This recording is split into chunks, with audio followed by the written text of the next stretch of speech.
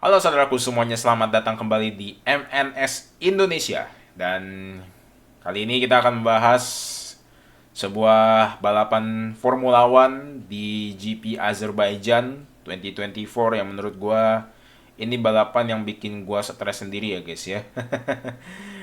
Banyak banget peristiwa-peristiwa yang terjadi ya, eh terutama ada satu momen yang sangat-sangat klimaks antara Ferrari dan Red Bull ya guys ya. Bahkan ada juga yang di mana Ferrari lawan McLaren, terutama dari orangnya, dari awal mid game sampai ke late game itu kagak kelar-kelar guys ya, karena kita tahu seberapa kuat McLaren ya guys ya. Jadi nggak usah lama-lama, langsung saja kita bahas Formula One Azerbaijan GP 2024. Kalau kalian suka sama video gua dan konten ini, silahkan like, comment, share, subscribe ya guys ya. Dan dukung terus gua dalam konten kali ini supaya gua tetap semangat terus ya guys ya, supaya ya bisa bertahan sampai ke final race di Abu Dhabi GP, alias di Abu Dhabi itu kalau nggak salah di mana ya, Dubai ya, UAE, Abu Dhabi GP final race ya, supaya nanti kita bisa mengetahui langsung ya guys ya siapa pemenangnya di tahun ini. Apakah si Wilhelmus alias Max Verstappen atau Lando Norris atau Charles Leclerc ya. Kita nggak tahu ya guys ya siapa pemenang di tahun ini, karena kita melihat Red Bull dan Max Verstappen mengalami downfall seperti itu. Yaudah, langsung saja kita bahas Formula One 2024 GP berikut ini ya guys ya. Let's go.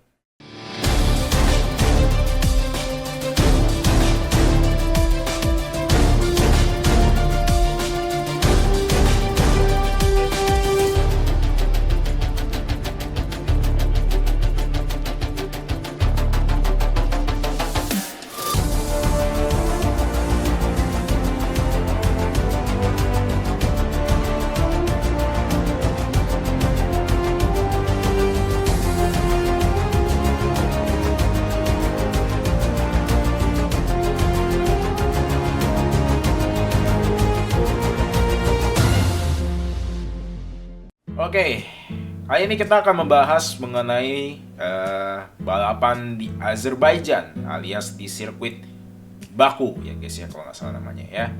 Karena seperti tadi yang gue bilang, banyak banget peristiwa-peristiwa yang terjadi, dan Azerbaijan Baku being Baku ya guys ya. Karena gue nggak tahu dengar desas-desusnya atau enggak, memang Baku itu katanya dari tahun ke tahun selalu chaos ya guys ya, selalu ada aja gitu kan ya. Ada yang muncul safety car lah gara-gara kecelakaan, dan itu mau di final race loh, di final lap. Dan ada yang sampai fight mulu antara Ferrari dan McLaren seperti tadi yang gue bilang, yang dimana orangnya mau ngelawan tapi nggak sanggup-sanggup ya, karena saking kencengnya ya guys ya dari tim McLaren gitu ya guys ya. Dan yaudah, langsung saja kita bahas di poin ke-1. Let's go. Ya, jadi di Azerbaijan GP ini alias di Baku, yang mendapatkan pole position itu adalah Charles Leclerc ya guys ya. Dan yang gue mau bahas kali ini adalah Charles Leclerc ini memang soal start dia sangat-sangat bagus lah. Gak sejelek berbeda balik sama Lando Norris, dimana Lando Norris itu dapat pole position mulu tapi startnya jelek, sehingga dia gampang mudah untuk disalip gitu ya guys ya. Dan kita tahu bahwa di Azerbaijan GP ini alias di Baku, kita tahu kali ini Charles Leclerc itu mendapatkan pole position. Jadi ketika start, Leclerc ini memiliki start yang cukup bagus, mampu bertahan dalam early game, dalam lap-lap awal sampai lap-lap menengah ya guys ya. Nah gitu. Kemudian ada hal yang naas juga nih semenjak di Monza ya guys ya, yaitu adalah pembalap asal Jepang dan dari tim V-Kart, yaitu adalah Yuki Tsunoda. Lagi-lagi Yuki Tsunoda di Azerbaijan GP alias di Baku disenggol lagi guys ya. Gua entah nggak tahu kenapa nih si Yuki ada dosa apa gitu ya guys ya, gua nggak tahu juga deh ya. Si Yuki Tsunoda lagi-lagi disenggol sama anak orang kaya ya guys ya, sama anak yang punya tim F1 langsung, yaitu adalah Lance Stroll ya, yang dimana eh, lagi-lagi Yuki Tsunoda disenggol sama Lance Stroll. Tapi apakah membuat Yuki langsung DNF? Enggak ya guys ya. Karena memang kita tahu Yuki Tsunoda itu di Azerbaijan GP ini lagi-lagi DNF ya guys ya. Tetapi untungnya Yuki ini tidak ditemani, Yuki itu tidak sendirian lah DNF-nya, karena nanti ada 2 driver lagi ya guys ya yang DNF. Seperti itu. Ya, tapi Yuki ini masih bisa bertahan ya, walaupun disenggol di bodi kanannya guys ya, di bodi kanannya dia masih bertahan walaupun nanti dia DNF ya guys ya. Seperti itu. Dan mau lama-lama lanjut kita ke poin kedua ya guys ya. Di poin kedua ada sebuah momen fight antara terutama di lap kedua ya guys ya, di lap kedua antara Yuki Tsunoda dan Lando Norris. Jadi buat teman-teman yang nggak tahu, bang, tumben kok Lando Norris ada di papan bawah? Ya karena dia di sesi quali ngelawak gitu ya guys ya. Gua nggak tahu entah dianya atau mobilnya. Ya intinya dia lagi ngelawak ya guys ya di mobil ini. Padahal Lando tuh, gua 50-50 sekarang gua untuk menaruh harapannya ya guys ya. Karena ayolah Lando, lu tuh poinnya tuh udah mau mendekati Max Verstappen gitu loh. Dan sedangkan kita udah mau ada beberapa race lagi gitu kan. Dan gue tuh sangat-sangat menunggu banget soal history awaits like 2021 gitu ya. Ya dimana momen tegangnya tuh antara lain Max Verstappen versus Lewis Hamilton ya guys ya. Dan gue mau di tahun ini tuh ayolah history awaits Lando Norris versus Max Verstappen. Dan mereka ini best friend loh. Lagi-lagi ya guys ya. Ya, kita balik lagi ya guys ya, yang dimana intinya tadi di poin kedua ini kita bahas di lap kedua Yuki ini fight sama Lando, tapi pada akhirnya tetap di lap ketiga Yuki akhirnya di overtake lagi ya guys ya sama Lando Norris. Karena ya sesuai realita lah, Lando Norris dan McLaren ini kan sekarang lagi kuat-kuatnya ya guys ya, lagi strong banget gitu guys ya, bahkan Red Bull aja sampai modal fall gitu. Seperti itu ya guys ya di season ini. Dan langsung saja kita bahas ke poin ketiga. Ini dia guys ya. Nah, sebenarnya pada lap ke-15 Lando Norris pergerakannya untuk menahan Sergio Perez telah dibaca oleh si Checo. Jadi kita tahu kalau di Baku itu kan ada jalanan yang lurus banget kan, yang dimana lu bisa menempuh kecepatan tertinggi, yang dimana sampai-sampai Valtteri Bottas waktu itu di tahun 2018 atau 2017 gitu ya, dia nempuh kecepatan di jalur yang udah mau garis start ya guys ya, garis start atau garis finish itu Valtteri Bottas pernah nyentuh sampai 367 km bonus DRS ya guys ya. Nah, jadi si Lando Norris kan fight tuh sama Sergio Perez di lap 15. Checo sebenarnya menurut gue di balapan ini dia sangat-sangat memegang kunci keberuntungan ya guys ya, karena Checo cukup handal dalam di balapan ini dibanding Max sekarang. Lucu ya guys ya Red Bull sekarang ya. Tapi akhirnya karena fight Lando dan Checo di lap 15,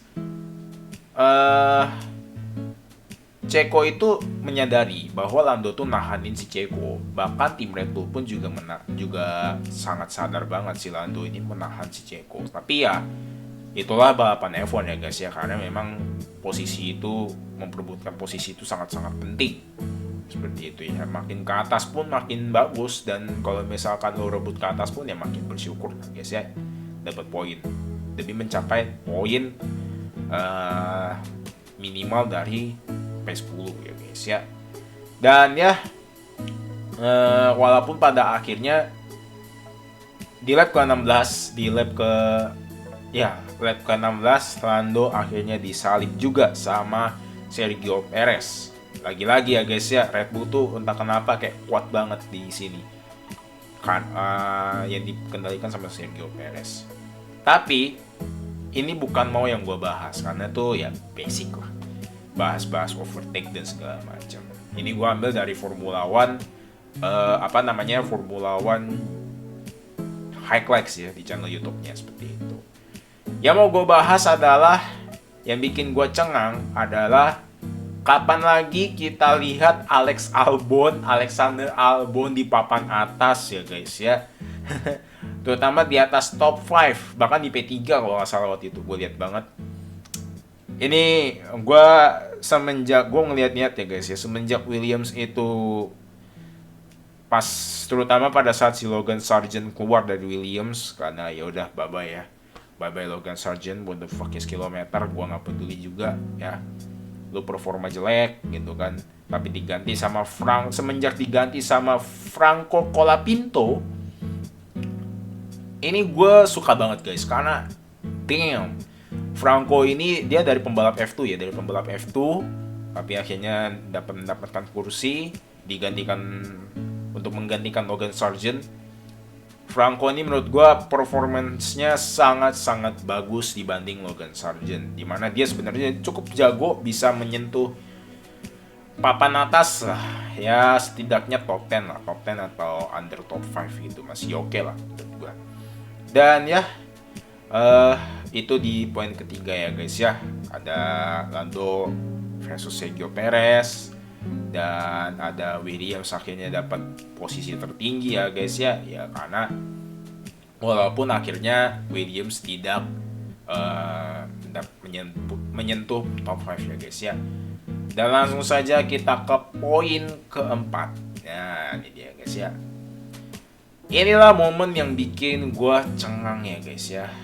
Pada lap ke-19 menuju ke lap ke-20, Oscar Piastri pada akhirnya berhasil mengovertake Charles Leclerc.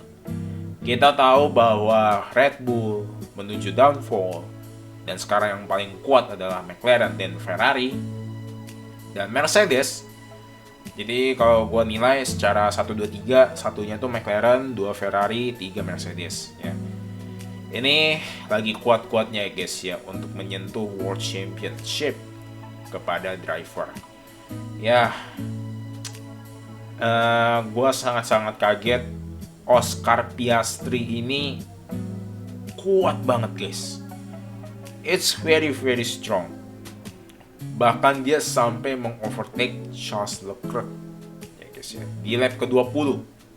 Jadi Oscar dan Charles Leclerc dari lap 19 sampai ke lap 20 mereka tuh berantem, tapi pada akhirnya Charles Leclerc di overtake sama Oscar.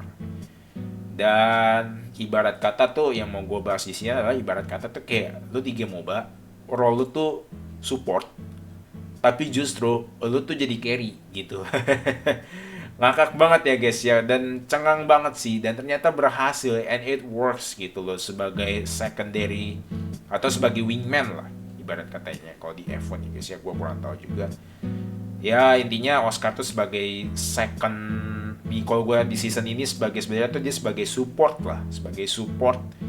yang mendukung Lando seharusnya guys ya. Tapi pada di GP ini Oscar lah yang bersinar ya guys ya, sang kanguru bersinar gitu kan, kanguru Australia ya guys ya. Ya, inilah di poin keempat. Itu aja sih sebenarnya mau gue bahas, dan lanjut kita ke poin kelima. Ya ini dia guys, di poin kelima ini di lap ke-24 gue bisa melihat Max Verstappen itu lagi fight sama Lando Norris. Ya dikarenakan gapnya udah terlalu dekat, namun pas mau overtake gue ngeliat Max itu sekarang gak sepinter, gak secerdas pada saat awal musim ya guys ya. Kayak dia mau overtake Lando tapi bingung mau kemana gitu kan. Mungkin dia bimbang kali ya guys ya, karena kita tahu bahwa race itu pada saat kita berpikir kita harus berpikir. Tapi kalau kita perbandingkan antara berpikir dan bereaction, justru reaction itu harus tinggi gitu loh. Jadi kayak kalau bisa jangan 50-50 tapi 60-50 lah menurut gue, seperti itu. Berpikir betul, kita harus berpikir, tapi menurut gue reaction is the key gitu. Karena kita tahu bahwa pembalap F1 itu dilatih, sangat-sangat dilatih soal reaction training ya guys ya. Jadi ya itulah yang mau gue bahas ya guys ya. Intinya gue lihat sih di lap ke-24 ini Max Verstappen tuh kayak gagu banget, kayak nggak tau mau ngapain gitu guys ya. Dia mau overtake Lando Norris juga bingung gitu kan ya. Nah, tapi pada akhirnya guys ya, di lap ke-25 Max harus melewati track karena dia ngeluh rem belakangnya nggak bekerja ya guys ya. Rem belakangnya nggak kerja, tapi jadi otomatis dia mesti ngelewatin track ya, as usual ya guys ya. Max Verstappen selalu mengeluh gitu ya guys ya. Dan ya kita lanjut ke poin ke-6 ya guys ya. Di poin ke-6 pada lap ke-29 Oscar Piastri masih mampu melakukan defense yang sangat kuat terhadap Charles Leclerc, sampai Leclerc aja tuh pas sudah mau menyentuh turn yang menuju garis start atau finish, walaupun bahkan sampai udah dapat DRS, begitu sampai ya tetap kuat banget gitu ya guys ya. Kuat banget si Oscar ini. Gue kayak, ayo dong Leclerc please gitu loh. Ayolah lu overtake Oscar, bisa. Tapi ternyata sampai saat ini belum bisa ya guys ya.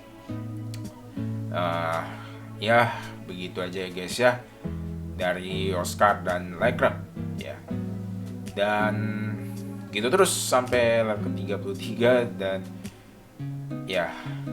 juga sampai Sergio Perez tuh mau mendekat ke Leclerc gitu guys ya.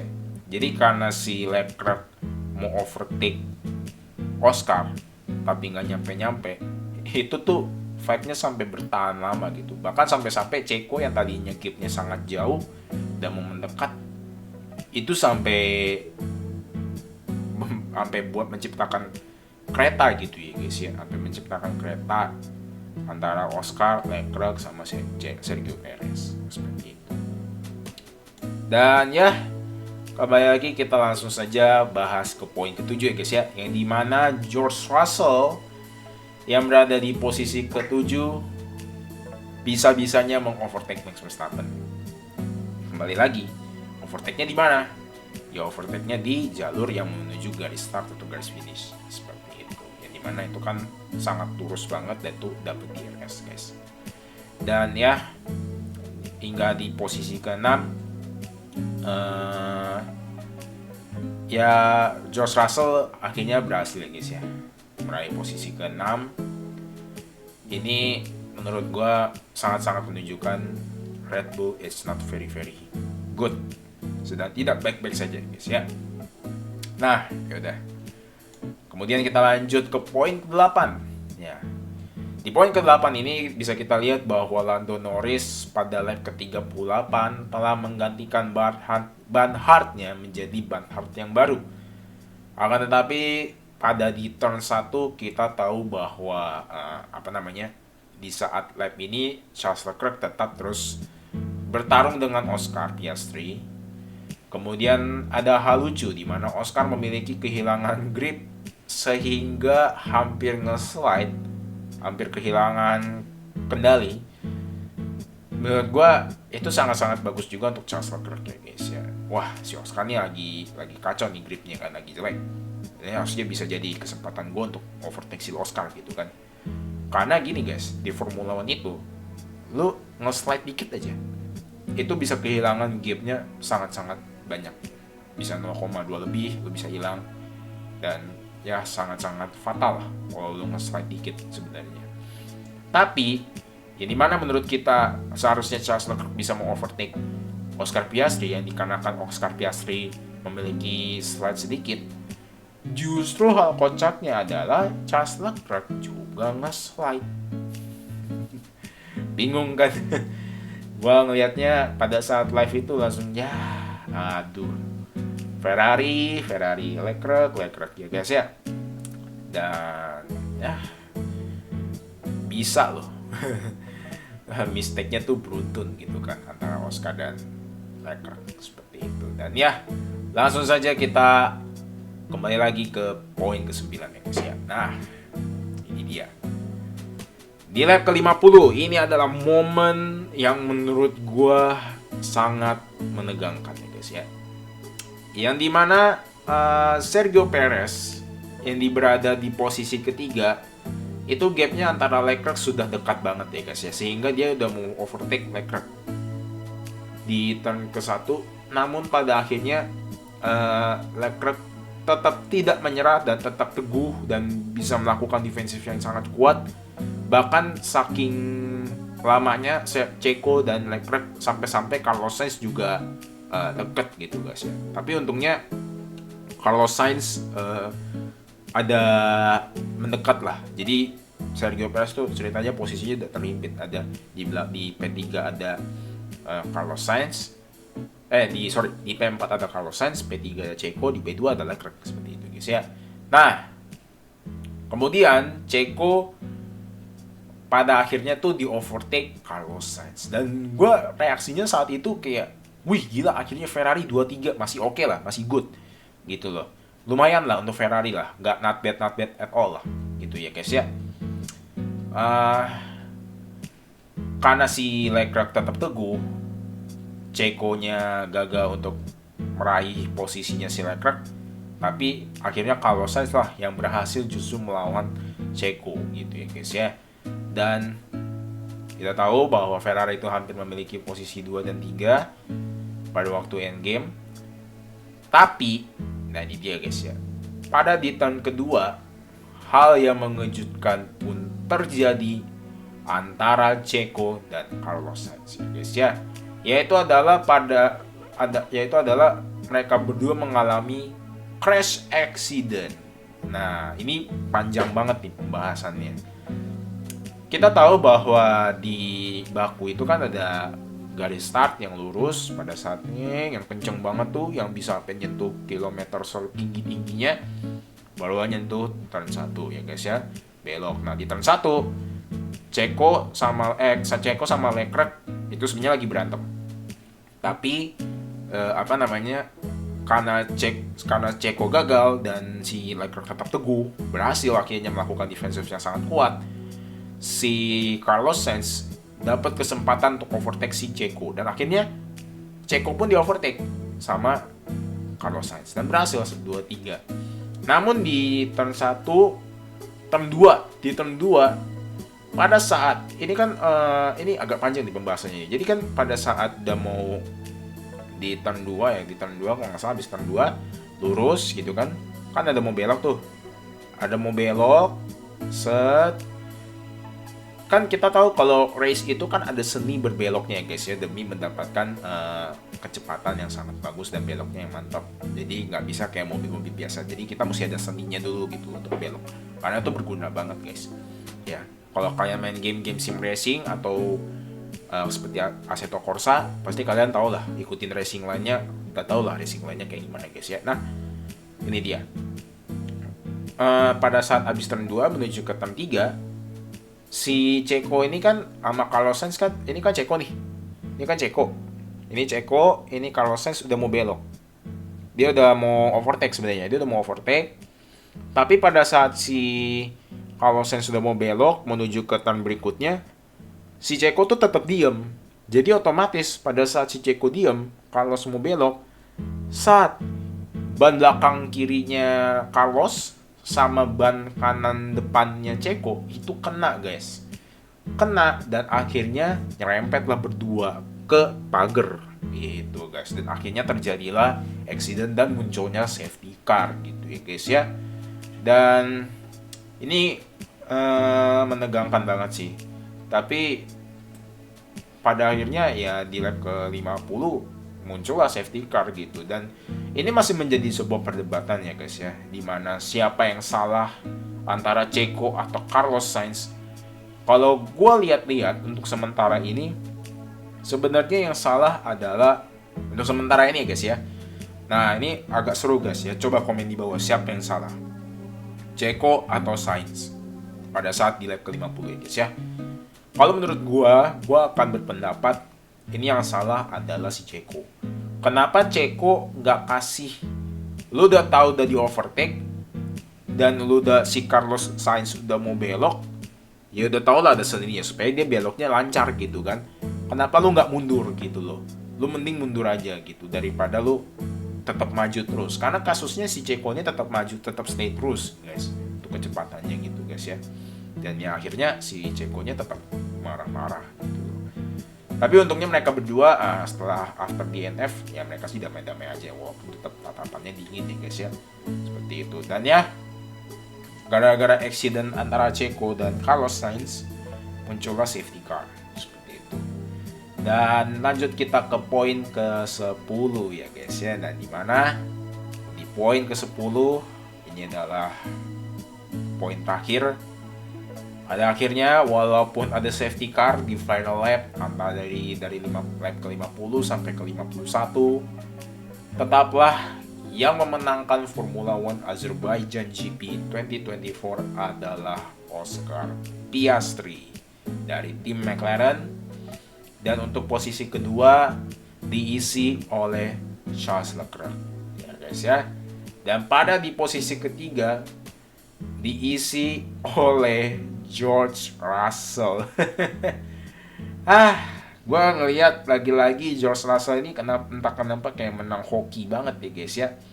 Kayak kita lihat di Austria GP, George Russell tiba-tiba menang di Austria gara-gara Lando versus Max berantem. Akhirnya mereka chaos ya guys ya, mobil mereka berdua rusak, mobil Lando sama mobil Max rusak, dan ya udah Toto Wolff senyum gitu ya guys ya.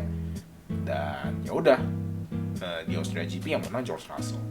Tapi bedanya di Azerbaijan ini si George Russell otomatis mendapatkan posisi ketiga ya guys ya, dan masuk podium juga gitu ya. Ya oke aja lah ya. Jadi kayak anjir lah. George Russell benar gacor lagi gitu kan ya. Ya udahlah guys ya. Ya setidaknya P3 ya udahlah ya, untuk Mercedes masih bersyukur lah seperti itu. Ya udah sih sebenarnya itu aja untuk pembahasan ini di Formula One Azerbaijan GP ini udah yang terakhir ya guys ya. Poin ke-10 adalah poin terakhir dan kita akan bahas fun fact-nya ya.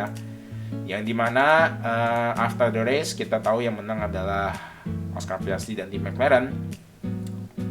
Untuk poin World Construction Championship, McLaren akhirnya telah berhasil mengalahkan atau mengovertake poinnya Red Bull, yang dimana pada di Azerbaijan GP 2024 ya guys, yang dimana poin McLaren sekarang adalah 476, sedangkan Red Bull itu poinnya adalah 456 ya, karena kembali lagi Red Bull itu kan selalu punya senjata ultimatumnya itu adalah Max Verstappen ya guys untuk memenangkan season ini Formula One. Tapi akhirnya karena Max-nya downfall dan mobilnya juga udah entah kenapa udah low performance banget menurut gua.